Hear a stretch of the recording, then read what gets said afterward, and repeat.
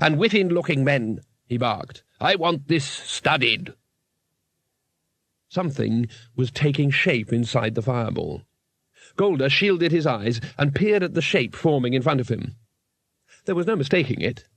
It was the universe. He was quite sure of this because he had a model of it in his study, and it was generally agreed to be far more impressive than the real thing. Faced with the possibilities offered by seed pearls and silver filigree, the creator had been at a complete loss.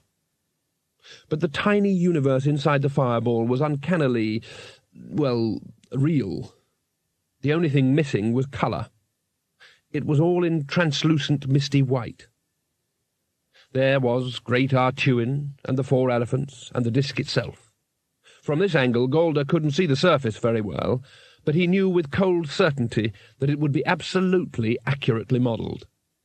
He could, though, just make out a miniature replica of Cori Celesti, upon whose utter peak the world's quarrelsome and somewhat bourgeois gods lived, in a palace of marble, alabaster, and uncut moquette 3-piece suites they had chosen to call Dunmanifestin. It was always a considerable annoyance to any disk citizen with pretensions to culture that they were ruled by gods whose idea of an uplifting artistic experience was a musical doorbell. The little embryo universe began to move slowly, tilting. Golder tried to shout, but his voice refused to come out. Gently, but with the unstoppable force of an explosion, the shape expanded. He watched in horror, and then in astonishment, as it passed through him as lightly as a thought. He held out a hand, and watched the pale ghosts of rock strata stream through his fingers in busy silence. Great Artuin had already sunk peacefully below floor level, larger than a house. The wizards behind Golder were waist-deep in seas. A boat smaller than a thimble caught Golder's eye for a moment before the rush carried it through the walls and away. "To the roof!" he managed, pointing a shaking finger skywards. Those wizards with enough marbles left to think with, and enough breath to run, followed him, running through continents that sleeted smoothly through the solid stone.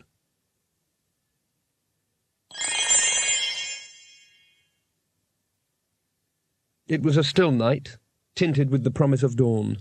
A crescent moon was just setting. Ankh-Morpork, largest city in the lands around the Circle Sea, slept. That statement is not really true. On the one hand, those parts of the city which normally concern themselves with, for example, selling vegetables, shoeing horses, carving exquisite small jade ornaments, changing money, and making tables, on the whole, slept, unless they had insomnia, or had got up in the night, as it might be, to go to the lavatory. On the other hand, many of the less law-abiding citizens were wide awake, and, for instance, climbing through windows that didn't belong to them, slitting throats, mugging one another, listening to loud music in smoky cellars, and generally having a lot more fun. But most of the animals were asleep, except for the rats. And the bats too, of course. And as far as the insects were concerned.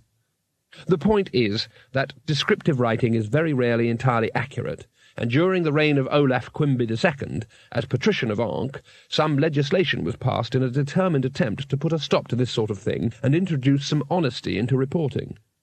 Thus, if a legend said of a notable hero that all men spoke of his prowess, any bard who valued his life would add hastily, except for a couple of people in his home village who thought he was a liar, and quite a lot of other people who had never really heard of him.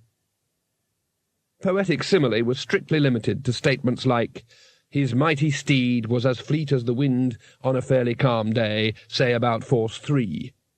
And any loose talk about a beloved having a face that launched 1,000 ships would have to be backed by evidence that the object of desire did indeed look like a bottle of champagne.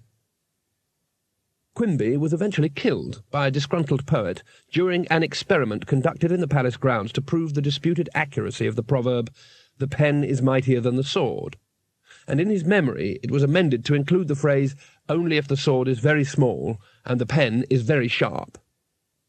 So, approximately 67, maybe 68% of the city slept. Not that the other citizens, creeping about on their generally unlawful occasions, noticed the pale tide streaming through the streets. Only the wizards, used to seeing the invisible, watched it foam across the distant fields. The disk, being flat, has no real horizon.